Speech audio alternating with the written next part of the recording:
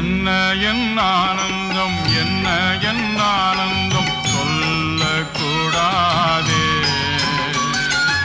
என்ன என் ஆனந்தம், என்ன என் ஆனந்தம் சொல்லக்கூடாதே. மன்னன் கிறிஸ்து என் பாவத்தை எல்லாம் மன்னித்து விட்டாரே.